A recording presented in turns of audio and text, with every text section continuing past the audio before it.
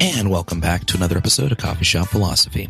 As always, I'm your host, Killian Hobbs, managing editor for Being Libertarian LLC for literature and publications, which includes beinglibertarian.com, think-liberty.com, rationalstandard.com, and our publishing branch, Champion Books, which does have the inaugural book out that I've talked to ad nauseum at this point, Igniting Liberty, Voices for Freedom Around the World.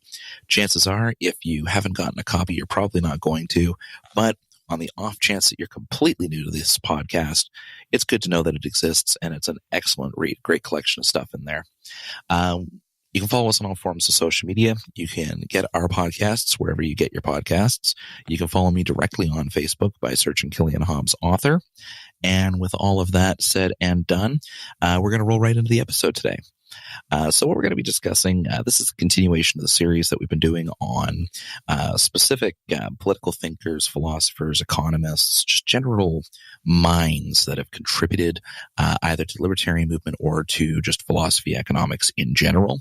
That doesn't mean that necessarily we're going to be covering strictly libertarian people. I mean, the first episode in this series was on Spinoza, so but in continuing that vein, we are going into someone who could be considered very primary when it comes to libertarian thought, and that is Ludwig von Mises. I did have to be corrected because I had been saying Mises a few times, but that's not how it's said. It's Mises. So that's the downside of only ever really seeing things in print, I suppose. For this episode, I do have a special guest on here. I'm joined today by Kyle Wagner. Kyle, how are you doing today? Good. Thanks for having me, Killian. It's excellent to have you on. Kyle, for those of you that don't know, he's a very frequent guest on Punk Rock Libertarian Podcast, which many of you may be very well aware of. He was the founder and admin for the anarcho-capitalism versus minarchism debate group. There's a lot of people in the movement I know that have come up either through interactions in that group. They've really honed some of their ideas, or even just found libertarianism because they've come across that as one of the chief debate groups that you can find on Facebook. In addition to that, he's also probably the foremost minarchist in general social media circles that I know of, at least, and is probably best known for some of his critiques of anarcho-capitalism and different anarchist philosophies in general. Me and you have had a couple of back and forths on that topic, but for many of the people out there that might be looking for that particular episode, unfortunately, that's not the episode we're having today. That one, we might come back to that at a later date. Instead, we want to talk about the man Mises, his contributions, what he actually stood for, some misconceptions people have about his work, because I'm sure anyone that's listening to a libertarian podcast like this might already be familiar with some of his quotes or some of his ideas, but the chances are the vast majority might not have ever actually made their way through any one of his publications or actually seen that total philosophy or have even a real deep understanding of what praxeology actually is. They might have heard the terms or have a loose idea, but the understanding might not be there, and that's the whole reason for this series. So I guess just to dive in here, I'll flip things over to you, Kyle, for a bit here. What would you say is the biggest misconception that people have about Mises' work? Well, Loaded question out the gate. Yeah, I know we don't want to make this an anarchist versus minarchist debate or discussion, but I do think that the fact that the Mises Institute is primarily anarcho-capitalist, the biggest misconception is that Mises himself was a anarcho-capitalist, and that he and Rothbard shared essentially the same philosophy. They haven't dug into the differences between Mises and Rothbard, and they assume that because Rothbard was his student, that he was the same. Or they'll assume that Mises and Hayek were the same because they're both Austrian school. And so where I've really been fascinated and where I've learned a lot was delving into the differences between all of these men and trying to sort out for myself where the truth lie. So I do think that that's probably the biggest misconception, just that, maybe they think that because they read Rothbard, they don't need to read Mises because Rothbard came later. He was the student and he was newer, and you can absorb everything Mises thought or just by reading Rothbard, and you can skip over Mises. And they don't they just don't realize how deep his thinking is and how heavy it is. Like it can be very difficult to read Mises's longer works. He just was so smart. I mean, you can read Human Action and just it takes your mind a while to absorb the things that he's saying. You read a couple pages and like it takes a while to think about it and process it and really grasp what he was saying. So I just think that book in particular is too challenging for most people. It's just not very digestible. But yeah, so that's what I would say. Yeah, no, and it's a very important point to make. A lot of people, they may have that general misconception that, it's just, Rothbard was just an extension, so let's just go with the extension because he continued the work, when he took the work in a completely different direction. Yeah. He went more into, he took things to a different, what he assumed to be a different logical conclusion. I'll say what he assumed to be because, of course, Mises obviously thought that it went to a different kind of logical conclusion. So, but that's kind of where you see that big split. Yeah, I mean, was in that thought process. Yeah, they have major differences, not just in their political conclusions, but in their philosophical grounding. In their, I'm trying to think, like with the fractional reserve banking, they have different conclusions. It just is. It's very interesting when you study their differences, and that was really eye-opening for me. That in my own liberty journey, I started off. I mean, nobody starts off as an anarcho-capitalist, but I mean, I started off with Ron Paul, and that led to the Mises Institute and to Rothbard, and that led me to anarcho-capitalism. And I was hesitant with it, but I would have considered myself, or I did consider myself, an anarcho-capitalist for some time. But before I started delving into the differences and reading more Mises. So it's just very interesting, the differences between the two guys.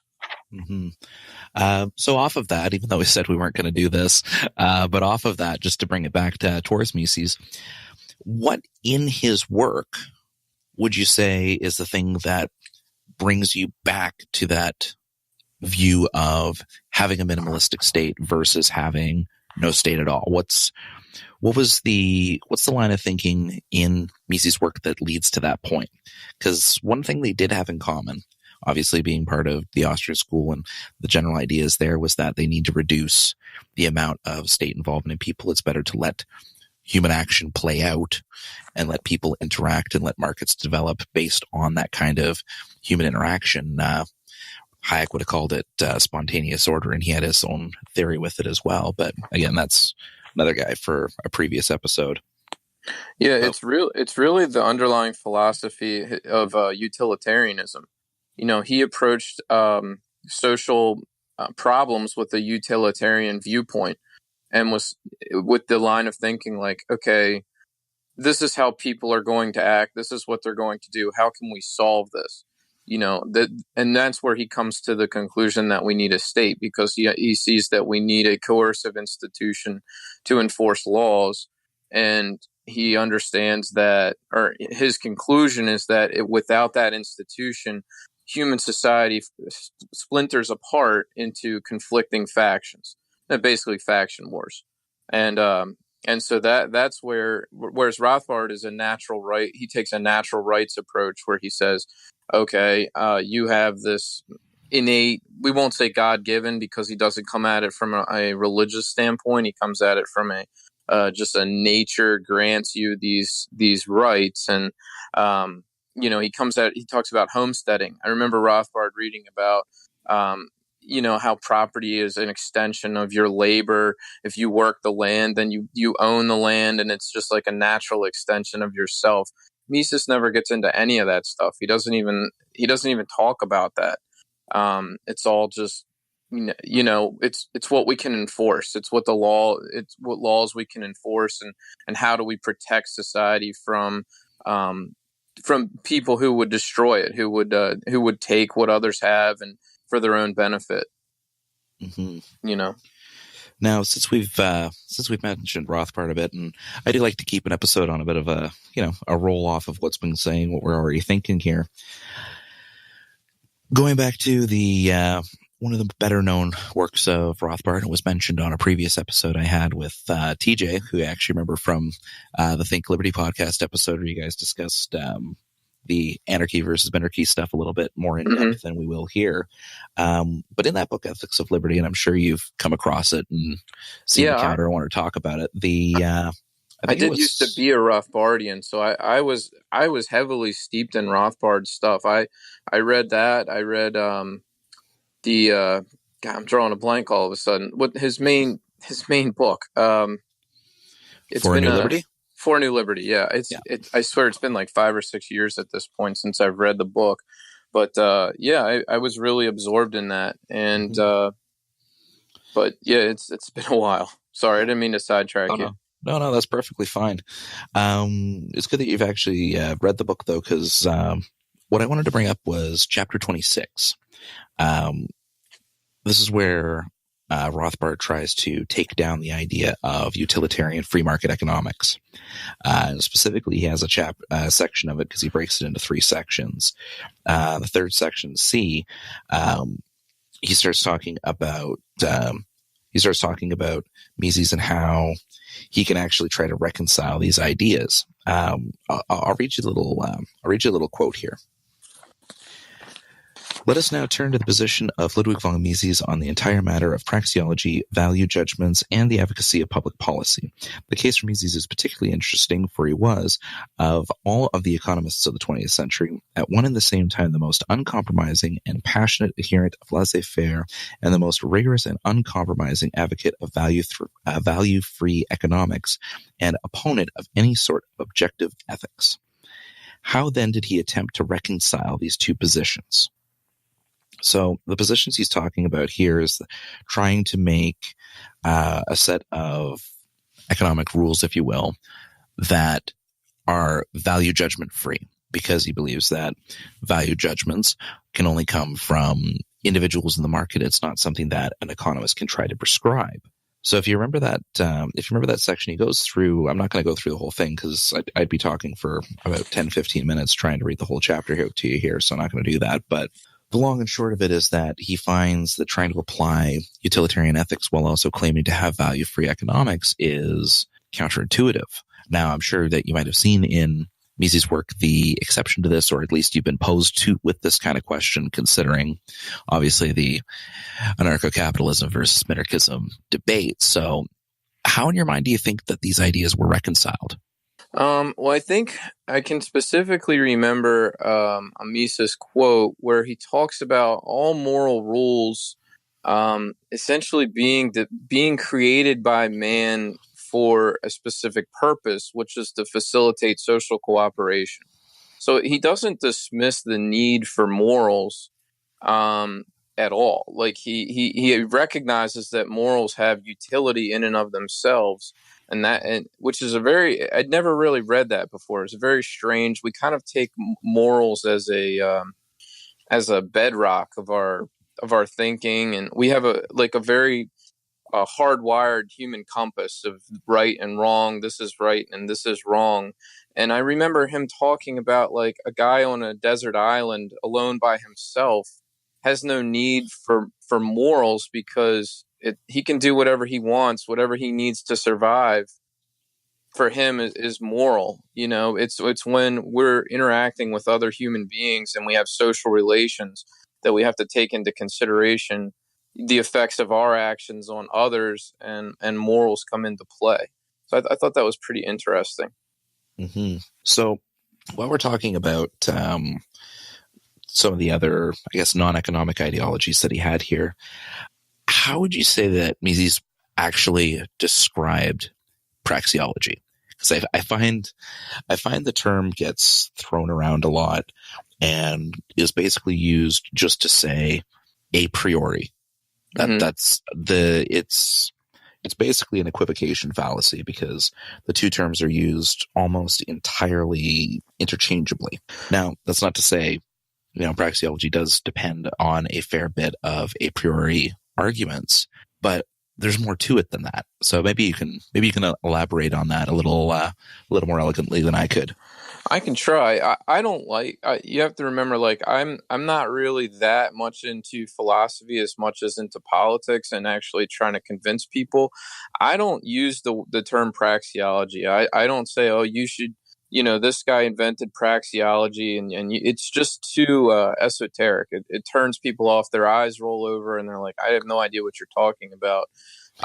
It's when he's talking about human action. I mean, he's talking about why people act the way they do, the drivers of what makes a person get up off the couch and go do something, and even a small act like getting up and turning on the TV or flipping a light switch. Like, what is going on at you as a human animal? What is driving you to act in order to achieve that end? And how is your mind rationally processing the connection between acting and consequence, getting the consequence you want? And a lot of people say, well, people do irrational things, and they do things that won't have the consequence that they want. And so that shows you that people aren't rational. But people usually are doing something that to them is rational. It makes sense to them, or they think it's going to achieve their goal. They're not always right, but that's what's driving them to act. They have an objective in mind, and then they're acting to achieve it. But yeah, I just don't like the term for praxeology. I just think it's I don't think it'll ever make it into the mainstream. I do think it's really interesting to frame your thinking about people and act and their actions in that kind of context, and understanding the human animal and how we're motivated and how we think and then act.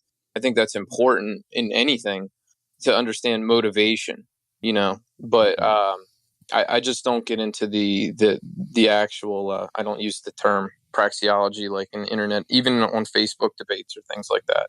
I don't go back to that and say, I don't try to win debates. I'll be like, oh well, praxeology, tells us that socialism isn't going to work or something like that. I don't speak in those terms. I always laugh at the term. I have to kind of catch myself on it.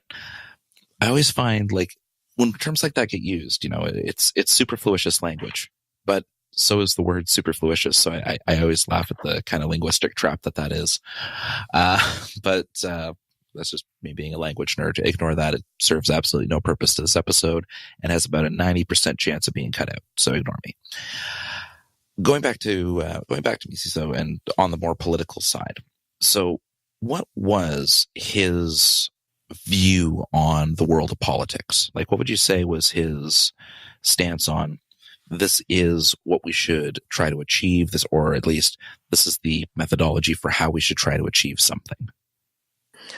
I would say what I really like about Mises is the political side. I mean, he was economic, yes, but he is very political in his writings, and he was systematic in his attacks on other ideas. So whether it was socialism, fascism, or interventionism, he even addressed anarcho-communism, anarchism. He kind of touches at some point or another on every plausible or fairly popular scheme for social organization, and then tries to explain why that's not going to work. And he's left with laissez-faire capitalism or laissez-faire liberalism as his ultimate conclusion and policy prescription for a human society. And I really enjoy that. If you are into politics, you definitely want to get into reading some of Mises's critiques particularly of socialism and interventionism, obviously, because I think that's where we're at now. As far as just a technical, that's how I would describe our economy. We do have a market economy with government intervention, and he's in there pointing out, this is what's going to happen if you implement wage and price controls, which are very, very popular. And it's amazing how like timeless his stuff is. You read the stuff and it's like, oh, I just pull up Yahoo and I see in the news that they're trying to pass rent controls in California, or things like that, or Medicare for all, or the federal bank is manipulating interest rates. It's like he writes this stuff 100 years ago or 50 years ago, and it's like nothing has changed since he wrote it. It could have been an article someone wrote today. So it's great. Mm-hmm.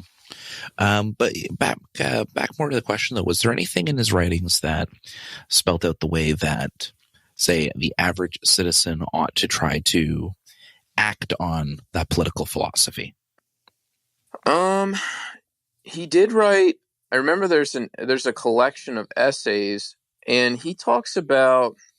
He doesn't really appeal to the average citizen. He says that the real battle is with the intellectual class. He said that the masses, they, in kind of impolite terms, he was like, the masses are led by the thought leaders, the professors, the intellectual class in society, and they themselves are led by even higher thinkers, and that's how ideas are matriculated through society. So he was. I don't really remember him really appealing to say, okay, this is what the masses need to do. It was more like this is the intellectual battle that we need to wage to get our ideas to prevail at the high level, and then that will be passed down to the masses, and then democracy through the democratic process, liberal ideas will prevail. So he wanted to win that intellectual war first, and then I think he thought that it would go to the masses, and the ideas would go to the masses, and then liberalism would ultimately win. And we have not, in my opinion, haven't won that intellectual battle. The ideas that are coming out of colleges and coming out of economists and coming from Paul Krugman at New York Times and stuff like that. I mean, they're very interventionist. They're very central planning oriented, and politicians as well, like Bernie and AOC. They also believe in those kinds of ideas of government should take care of everyone and government should spend a lot of money. So I don't know. Does that answer your question? No, that actually answers it perfectly. Instead of organizing for, specifically creating a movement and winning elections or doing these, that, and the next thing, while those actions are beneficial, his main argument was to win over the type of intellectual class that ends up creating these mentalities or actually directing public policy so that it can be done in favor of liberty. Now that answers it pretty concisely, I'd say. Well, let me follow up on that and say I don't necessarily agree with that tact for politics. I mean, I think that the Ron Paul strategy is the right strategy for the liberty movement, which is that you run as a politician and take these ideas to the masses, and then let the intellect. It will force the conversation into the colleges and into the universities. If you have politicians that are advocating for a specific policy, then they have to address it because it's in the news, it's in the media, it presents the question to the academic world. So I think rather than taking the question to the academic world and hoping that it gets to the masses, I would take the question to the masses, which then forces it into the academic world. Mm-hmm. Does that make sense? You have to get somebody up on stage, on television, saying we should cut government spending drastically, or we are going to have major economic problems. We should cut our military spending. We need to shrink our government. We need more market freedom. We should stop subsidizing, corn, and stop subsidizing oil, and somebody has to bring these policy prescriptions up. And then I think it gets into the intellectual sphere as they debate the questions that are being presented. Yeah, no, that makes perfect sense. And I like the way that it lays itself out as well, because that creates almost a two-prong attack at that point. Because you can have those that are going to be more apt to go after the minds of people specifically, but then you're also going to have the approach of forcing the conversation through the general masses, as Mises referred to them there. Mm-hmm. But while we're on that topic, considering you yourself are a massive Mises fan, which is why I had you on the show here today. What are some things that you would say you disagreed with him on? I mean, we've already covered that particular point. Was there anything else that kind of sticks out as a kind of point of contention with his work? I do. I can't really think of anything specifically. I do kind of struggle with the ethics of utilitarianism a little bit myself. Um, just the great flaw of utilitarianism is the thing that we'll say, like, it's kind of the human sacrifice fallacy. That's how I like to call it. But it's like, well, if it would benefit everybody to kill every redhead in the world, if it would benefit everybody else, that would be the greatest good for the greatest number. So we should do that, right? And so then you're talking about a genocide or mass murder because it's to the benefit of more people than those who would be exterminated. And so that seems to be a hole in the philosophy, and I haven't quite figured out how to explain that away. But at the same time, the human sacrifice can be beneficial. And an example I like to use is, if anybody's a Star Trek fan, this is gonna be a little nerdy, but there's like a commander test, right? That Deanna Troi has to take, and she has to, or the only way to save the ship is to order a crew member. Geordie LaForge, the engineer, she has to order him into engineering where there's toxic gases, and he's going to be killed. And once he goes in there, he can fix the problem, and it saves the rest of the ship. And the test is: are you willing to sacrifice a friend, or are you willing to put the good of the whole, the good of the greater number, above the consideration of that one individual, and thereby save the ship? And in order to pass the test, that's the only possible way out. And she fails a number of times before she realizes that that's what has to be done. She has to make that difficult choice. And a lot of times in life, you're presented with two bad choices, and you have to choose the least bad choice. So utilitarianism can help you make a decision where you're confronted with two distasteful things that you don't want to do, and that someone else might say, well, that's unethical. And it's like, well, you got to pick something, you have to do something. But yeah, that's an area where I have struggled with the moralists, I guess, as you call them, or the natural writers. I don't know that that's necessarily a disagreement with Mises. He was certainly wrong about fascism. His early writings talked about, were fairly complimentary of fascism. He, at the same time as attacking it, it wasn't totally complimentary, but he was like, fascism has earned some merit for stopping socialism temporarily, even though it's not going to work in the long run. It's better than what we have. And he wrote that before the Nazis took over and came to power, in his defense. But that quote has been used quite a bit to beat us over the head with by the left. They try to save the fascists. It's one of those things that I can kind of understand the base logic behind as well. And I mean, it's a pretty easy one to understand. If you're going to have a form of ultra authoritarianism, would you prefer one with a preferred economic system or one without a preferred economic system? If you're already having the political divide dominated, then, it's the choice of, do you want the economic divide dominated as well? So it's one of those things that I find when you step back from the shock of seeing it written kind of things, like saying, when you sit back and you go, okay, one of the practically founding minds behind, Austrian economics and all these free market concepts and free society concepts is saying that, it's not that whole fascist thing, it's not that bad. At least it's not socialism. Kind of shakes you a little bit the first time that you come across it. But I find if you step back a little bit and look at it and go, considering what options he's weighing, I can see why he's making the statements he's making.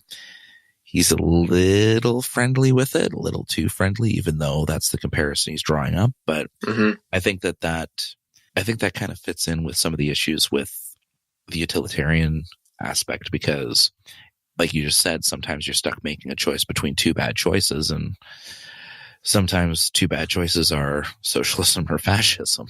That's true. Yeah. And he was too glowing of it in that quote. And he could not have known just how horrific things were going to get through the 30s and 40s. I think he wrote it in the late 20s. So it didn't age well, I guess you could say. Yeah. And another thing about him is, with the business cycle, I agree. His theory makes sense to me. What I do not understand why we have been since 1929 was the last depression that we had, and that depression makes sense in the context of Mises's business cycle theory. But why have we had this massive expansion of money and credit since then, and yet we continue to stave off a collapse?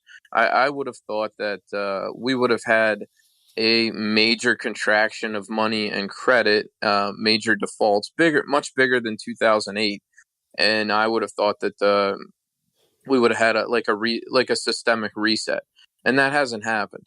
So, you know, is it just a matter of waiting, or is he mistaken?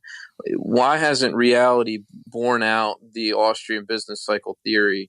Where is the deflationary depression that I would expect from some multiple cycles of quantitative easing and 70 plus years of monetary expansion? you know Mm-hmm. so that would be a question I would have for Mises, like where's the crash?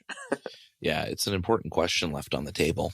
Hmm. And, like we were talking before about praxeology, though we're going to avoid the term a bit, but it's it's one of the downfalls with an a priori theory.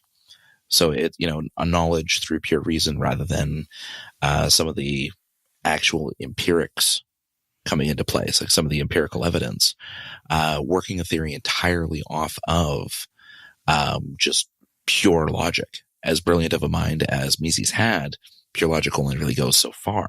And I find that that's where some of these things come in. I mean, you can see some of the potential mass collapses being staved off because of implementation of some Keynesian economic systems or ideas, such as the massive cash influx that took place during the last major recession. That did help stave it off in short bursts.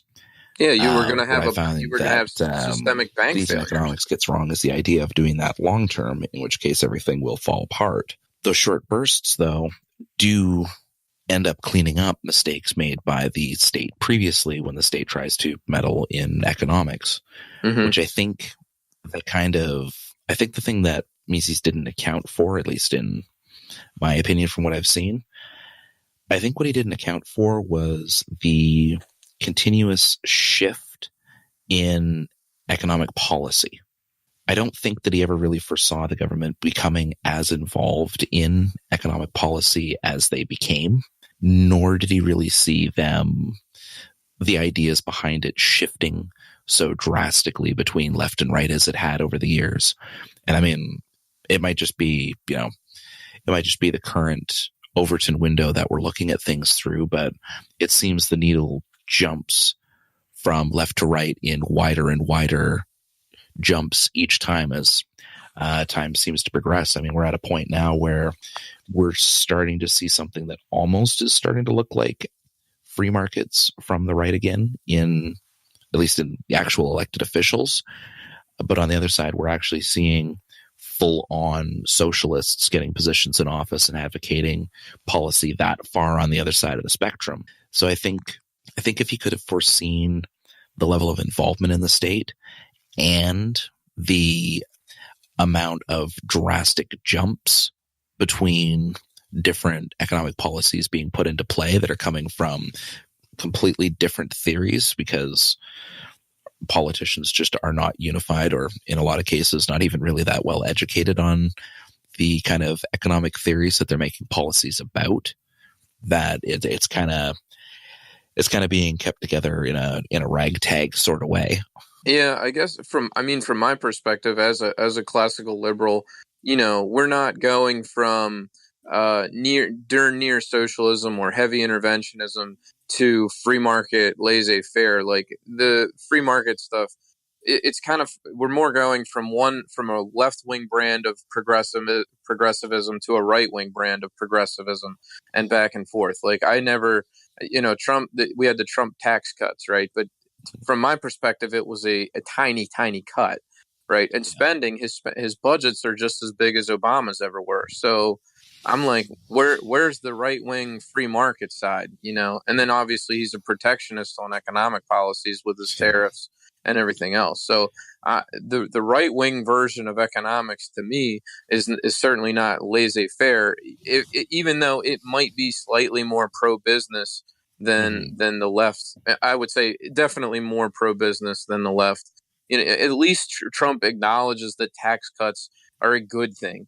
Like, Yeah. and that you want business, you want business to come here, you want jobs. That's part of the reason why he won. He's talking about jobs, and the left is like, that's not a priority to them. They're talking about handouts, and he's talking about jobs. Anyway. Yeah, no, and I didn't want to say it, but the 2016 election was another grand example of being stuck with two bad choices. Oh, for sure. Yeah. And I think I think anyone that went to a voting booth that wasn't caught up in the personalities, I think anyone that actually walked into a voting booth in America for that probably walked out feeling like they needed a shower, regardless of who they voted for. I would think that's a small percentage of the population because, when I first got into the libertarian movement, I was bright-eyed, bushy-tailed, and optimistic. You know what I mean? I was in my 20s. I just had a very rosy view of the world, and I was like, how can anybody not agree with this stuff? And as 10 years has passed, and as I've gotten older, I've come to accept and understand that, the politicians that I view as so slimy, just so slimy, you almost wouldn't even want to touch them, like shake their hand or anything, like just creepy people. And the other people are just, they adore them. And it's like Hillary Clinton. How could anybody be a fan of Hillary Clinton? She seems so corrupt and so power hungry and just such a despicable human being. But yet there are people out there with Hillary Clinton T-shirts and Hillary Clinton bumper stickers, and she has huge fans. And it just has taken me a while to understand that people could see the world so differently from the way that I see it. But yeah, if I had to go in there and vote for Hillary or Trump, and those were my two choices, I would certainly come out feeling like I had really just done a bad deed, know? Well, the thing with Hillary, and I know we're getting a lot offside here, but for anyone that's listening, I definitely recommend it if you haven't seen it. If you look up Trump versus Hillary debate gender swapped, it was something that a university theater, I can't remember the university, but the university theater put it on, where they obsessively watched one of the key debates where Hillary was declared the unofficial winner. This was the one that everyone lost their mind about leaked questions. I think it was the one that Anderson Cooper was hosting during that election cycle. But anyway, what they do is they gender swapped it so that the female was using all of Trump's mannerisms, walking the same way, speaking the same way, the same kind of speech pattern, regular gait. All of the stuff was copied as best as she could. And the guy was emulating all of the actions of Hillary, the little facial tics, the sly laughs, all that sort of stuff. And pretty much anybody that I've shown that to has walked out of it saying, I totally understand why he won. The only reason we apparently got caught up in the fact that this is a woman. If anyone else was doing this, we would think that they were atrocious. This is god awful. Wow. Yeah, it's pretty hilarious. Like, some of the people apparently that were from the faculty that had sat in on this and watched it walked out just completely disillusioned.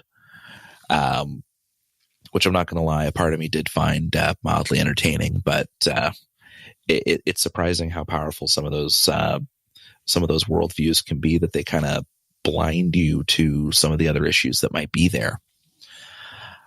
Swinging it back to Mises, though, and I think this might be an interesting point to close things off on, if we're looking at utilitarianism, some of the people's biases, but also trying to take a laissez-faire approach on markets as well. Considering, you've said, your views on this have kind of developed over the years, but considering some of these vast mentality differences that you see in people, how would you say that fits in with your support, or at least Mises' view, I should say, on human interactions?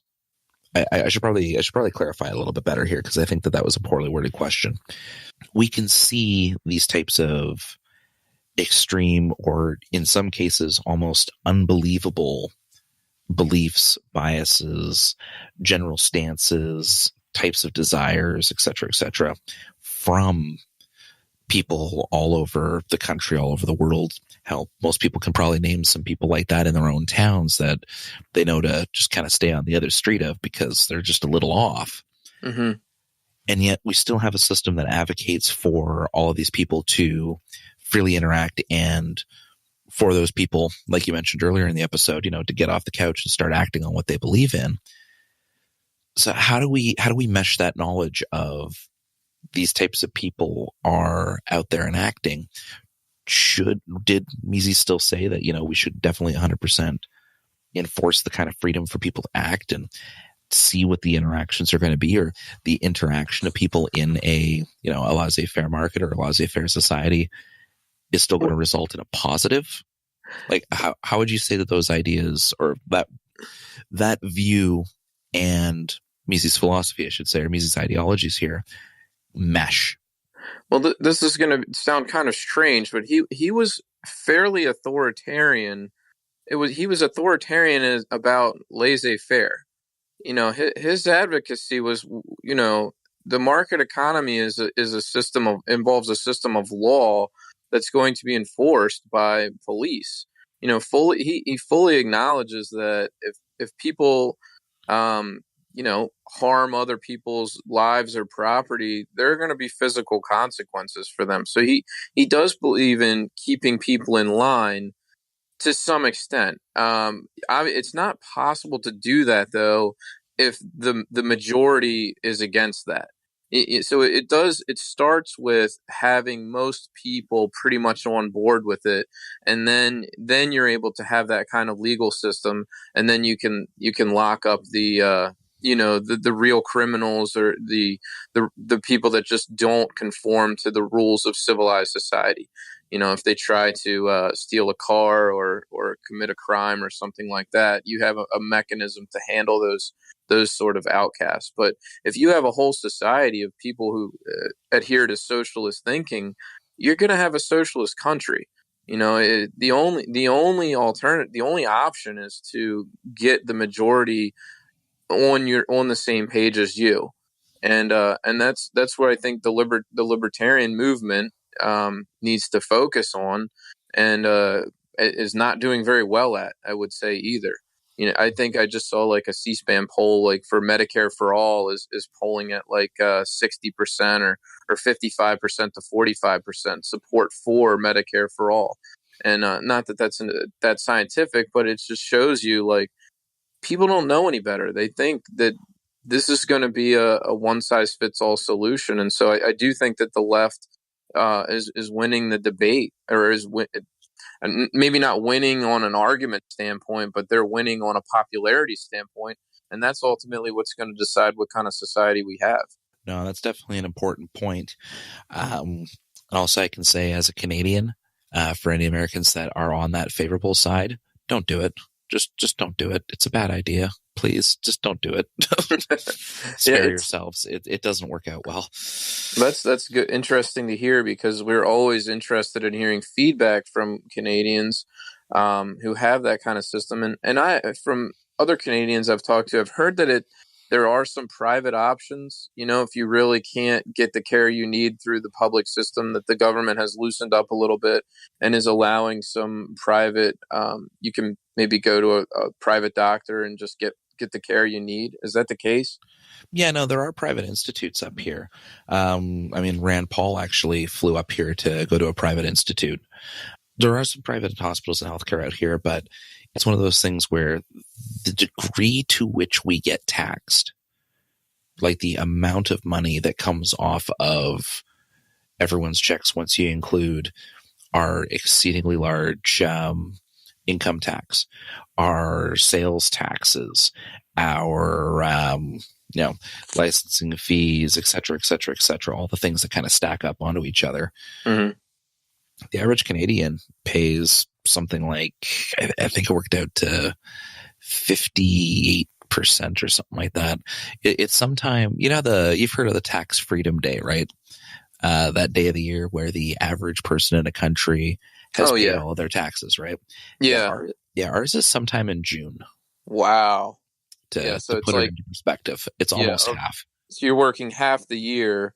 So the money you'd be making for half the year, you're working half the year for the government. Yeah. And I mean, that a lot of times we struggle to point that out to people, that to pay for these services through taxes instead of just paying for what you want, you're going to end up paying more for other people's care than for yourself. It's not going to be beneficial to you.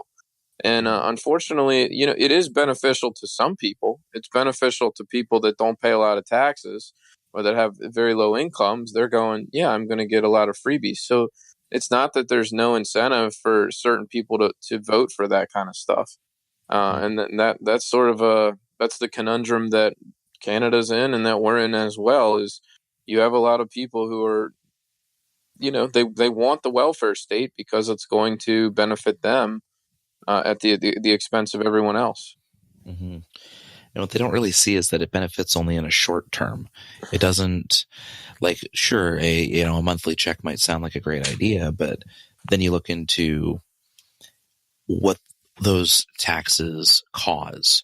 Because, I mean, other than, general personal income taxes, which just, makes each individual suffer, and then obviously sales taxes and the like, businesses do the math. If they know that they need to make X billion dollars net profit, and this tax comes out on their total profit, they're going to readjust their numbers and by extension readjust their pricing, in which case that money that you're being handed by the government, a good chunk of it's just going to keep going back to the government because of the kind of taxes that you're paying on everything and the taxes that the businesses that you buy stuff from are paying. Yeah, they're going to pass that cost on to the consumers for sure. Yeah. It creates a dependency loop, and everyone thinks that, oh no, it's just the big guys are going to pay all these taxes and it's all going to work out. Where do you think the big guys get their money from? They get it from customers. They get it from you. All taxes are paid by the average consumer. Mm-hmm. It's such a simple concept that seems to skate right by the minds of people that end up supporting all of these concepts. I mean, sure, you can get into like arguments with Rawls' view on, the veil of ignorance with social justice theory or a whole bunch of other things with it. But the people that you're having these conversations with usually aren't familiar with those topics. It's only I guess you could say, like the intellectual types that get into the weeds with that stuff. Mm-hmm. But at the same time, it's some of those basic topics that I think that libertarianism could really win out on when we're talking to people about it. But so many people get up on their high horse about, well, I found libertarianism and it's right about everything, so maybe you're just an idiot. And that's kind of where I find my attention gets drawn into the argumentation and messaging side of things, because I just find that it's so painful to see so many good opportunities for discussion squandered because of that approach that some libertarians take, which is one of the reasons why I like talking about Mises, is because even though he had a very intellectual approach, he had a very nailed down every single inch of what I'm talking about so that it's all explained, it's all understandable. I don't care how many pages it's going to take me. I don't care if my sentences need to be an entire paragraph to get every single point laid out. Mm-hmm. I'm going to make sure that every point that is being communicated so that there isn't room for error. That's something that even though in today's English it makes it a little harder to read, I find that that's something that I really liked with Mises' work, is that when you finish reading it and you actually digest everything that he says, you're left with a case of, well,